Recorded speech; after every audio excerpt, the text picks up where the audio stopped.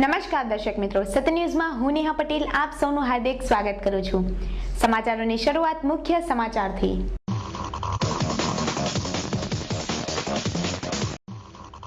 વલસાડના અબ્રામામાં તસ્કરોનો તરખાટ, સોના ચાંદીના દાગીના અને રોકડની થયેલી બિંદાસ ચોરી।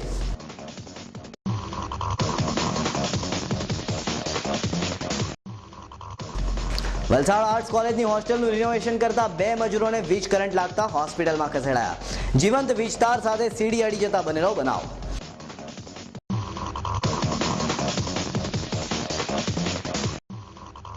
વલસાડમાં હેલ્મેટના અમલ સાથે જ ઠેર ઠેર સસ્તી હેલ્મેટ વેચતા ફેરિયાઓને પડ્યો તડાકો। સસ્તા ટોપા ખરીદીને બજેટ સરભર કરવાનો પ્રયાસ કરી રહેલા વાહન ચાલકો મોંઘવારીથી ત્રાહીમાં।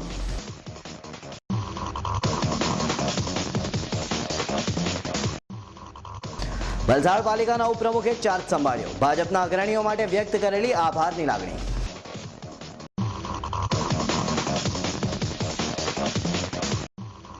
વલસાડ પોલીસનું રોમિયો વિરોધી અભિયાન શરૂ, આઈ કાર્ડ વગરના અને બહારના તત્વોની અટક।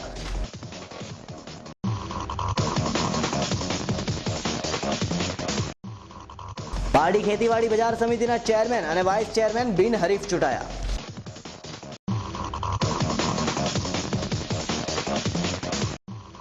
પારડી પંચરાઈ નવેરી ગામે 2 મોટરસાયકલ અકસ્માત વચ્ચે એકનું મોત, 2ને ઈજા।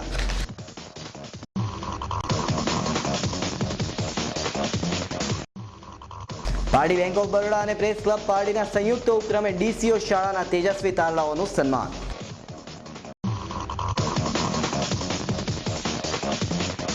હવે સમાચારો વિસ્તારથી। વલસાડમાં ચોરીના ચાલુ રહેલા બનાવોમાં વધુ એક બનાવ અબ્રામાના સોનાનગરમાં બનવા પામ્યો છે અને તસ્કરો બંધ મકાનને નિશાન બનાવી સોના ચાંદીના દાગીના અને રોકડા રૂપિયાની ચોરી કરી ભાગી છૂટ્યા હતા। આ ઘટનાને પગલે સ્થાનિક વિસ્તારમાં ભારે ચકચાર ફેલાઈ ગઈ છે। શહેરના છેવાડે આવેલા અબ્રામા સોનાનગર ખાતે ગોકુળધામમાં રહેતા અને ઓટોમોબાઈલના શોરૂમમાં નોકરી કરતા 33 વર્ષીય સુકેતુ ગમનભાઈ પટેલ અને તેમના પત્ની રોશનીબેન ગત રાત્રે પોતાના ઘરે હતા। તે દરમિયાન રાત્રિના 10 વાગ્યે લાઇટ ચાલી જતા તેઓ નાનકવાડા ખાતે તિરુપતિ સોસાયટીમાં આવેલા રોશનીબેનના પિતાના ઘેર જતા રહ્યા હતા અને સવારે જ્યારે અબ્રામા ખાતે પોતાના ઘરે પરત ફર્યા ત્યારે મકાનમાં સામાન વેરવિખેર હાલતમાં જણાતા ચોરી થઈ હોવાનું માલુમ પડ્યું હતું અને ઘરમાં તપાસ કરતા રૂપિયા 40,000ની કિંમતના 10 ગ્રામ વજનના સોનાના 2 સિક્કા, 5 નંગ સોનાની વીંટી, સોનાની નથણી, પેન્ડલ, ચાંદીની દીવી તેમજ રોકડા રૂપિયા 500ની ચોરી થઈ હોવાનું બહાર આવતા મધ્યમ આ પરિવાર ઉપર આભ તૂટી પડ્યું હતું।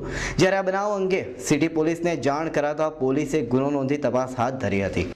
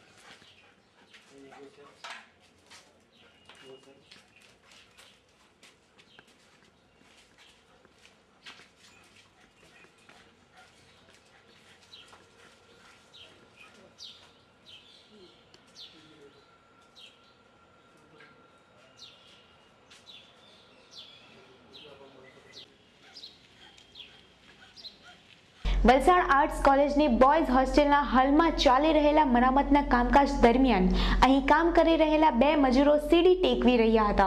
તે દરમિયાન સીડી જીવંત તાર સાથે અડી જતા બંને કામદારોને જોરદાર કરંટ લાગતા તેઓને 108 એમ્બ્યુલન્સ મારફતે શહેરની કસ્તુરબા હોસ્પિટલમાં ખસેડવામાં આવ્યા હતા.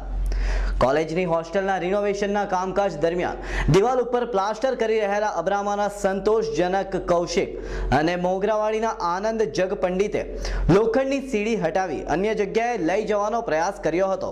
તે દરમિયાન પાછળથી પસાર થતા જીવંત તાર સાથે સીડી અડી જતા બંને કારીગરોને જોરદાર કરંટ લાગતા તેઓ દૂર ફંગોળાઈ ગયા હતા. પરિણામે દોડી આવેલા અન્ય લોકોએ 108 એમ્બ્યુલન્સ સેવાને ફોન કરતા દોડી આવેલા 108ના કર્મચારીઓએ બંનેને કસ્તુરબા હોસ્પિટલમાં સારવાર અર્થે દાખલ કર્યા હતા, જ્યાં બંનેની સ્થિતિ સામાન્ય હોવાનું જાણવા મળ્યું છે. काम करके जब सीढ़ी हटाया उसके बाद लाइन में सटा, ऊपर में ध्यान दिया ना, उसके बाद उसको फेंका, हमको फेंक दिया, फिर सीढ़ी गिरा बची. आपके साथ और कोई था? और एक लेबर था, उसका नाम क्या? पता नहीं. संतोष. और क्या हुआ था? पता नहीं कैसे गिरा, हमको खुद मालूम नहीं. झटका वटका कुछ लगा था? मालूम नहीं. कहाँ पर काम कहाँ पर कर रहे थे? कॉलेज कौन सी कॉलेज में? आर्ट्स किस चीज़ का काम कर रहे थे? प्लास्टर. વલસાડ જિલ્લામાં હેલ્મેટ ફરજિયાતનો જિલ્લા પોલીસ દ્વારા કડક અમલ શરૂ કરાતા જ ઠેર ઠેર સસ્તી હેલ્મેટ વેચતા ફેરિયાઓ સક્રિય થઈ ગયા છે અને આવી હેલ્મેટનું ધૂમ વેચાણ શરૂ થઈ જતા ફૂટપાથ ઉપર હેલ્મેટ વેચીને પેટીઓ રખતા ફરિયાઓની જાણે સિઝન ખુલી ગઈ છે અને તેઓમાં દિવાળીનો માહોલ જોવા મળી રહ્યો છે. જો કે આ પ્રકારની હેલ્મેટ અકસ્માતના સમયે સુરક્ષા આપી શકતી નહીં હોવાનું જાણવા છતાં પણ લોકો માત્ર પોલીસને દેખાડવા પૂરતી હેલ્મેટ ખરીદી રહ્યા છે. કારણ કે એક તરફ કેન્દ્ર સરકાર ઉપરાઉપરી ભાવ વધારો કરી રહી છે, ત્યારે લોકો ડબલ મહેનત કરીને પણ પોતાના બાળકોના અભ્યાસ અને પોતાના પરિવારનું ગુજરાન ચલાવવા માટે મજબૂર બની ગયા છે. તેવે સમયે મધ્યમ વર્ગની જનતા મોંઘી હેલ્મેટ ખરીદીને બજેટમાં તેનો સમાવેશ કરવા માટે અસમર્થ છે. પરિણામે જો એટલા પૈસા બચી જાય તો તેઓ પોતાના બાળકોની ટ્યુશનની ફી કે શાકભાજી ખરીદવામાં ખર્ચી શકે તેમ હોય, માત્ર દેખાડા ખાતર કાયદાનો ભંગ ન થાય તે માટે સસ્તી હેલ્મેટ ખરીદી રહ્યા છે. જે લોકો સસ્તી હેલ્મેટ ખરીદી રહ્યા છે તેઓને પણ આ વાતની ખબર છે કે અકસ્માતના સમયે સસ્તા ટોપા કોઈ કામના નથી, પરંતુ કમસે કમ ₹50ના દંડથી બચી શકાય તે વાત તેઓ માટે હાલના સમયમાં અગત્યની છે. જો કે બીજી તરફ પોલીસે વાહન ચાલકોને અપીલ કરી છે કે તેઓ સારી ગુણવત્તાવાળી અને પોતાની સુરક્ષા જળવાય તે માટે અસલી ISI માર્કાવાળી હેલ્મેટ પહેરવી જરૂરી છે, જેનાથી તેઓ પોતાની સુરક્ષા જાળવી શકે તેમ છે. સિટી પોલીસ મથકના PI વડવીએ સારી ગુણવત્તાવાળી હેલ્મેટની ખરીદી કરવા માટે જાહેર જનતાને નમ્ર અપીલ કરી હતી. વલસાડ શહેરની પ્રજા કાયદો અને પોલીસના ભયથી હેલ્મેટ પહેરવાનું શરૂ કર્યું છે, પરંતુ હેલ્મેટ પોતાની રક્ષણ માટે છે, એટલે સ્ટાન્ડર્ડ કંપનીનું ISI માર્કો હેલ્મેટ ખરીદે અને તે પહેરે એવું સમગ્ર વલસાડ શહેરની પ્રજાને મારી એક નમ્ર વિનંતી છે. અમે એને ચેકિંગ કરીએ છીએ. હમણાં મેં ધરમપુર રોડ ઉપર ચેકિંગ કર્યા, જે ISIના માર્કાવાળા ઘણા હેલ્મેટ દેખાય છે, નહીં તે લોકોને મેં તગડી મૂક્યા છે બયા નહીં વેચવા. વલસાડ નગરપાલિકાના ઉપપ્રમુખની ખાલી પડેલી જગ્યા માટે વોર્ડ નંબર 2ના સભ્ય રાજેશ ભાનુશાલી ચૂંટાઈ આવ્યા બાદ તેઓએ વિધિવત રીતે પોતાનો ચાર્જ સંભાળી લીધો હતો. તેઓએ આ માટે ભાજપના પ્રમુખ RC ફળદુ તેમજ શહેર સંગઠનના પ્રમુખ હર્ષ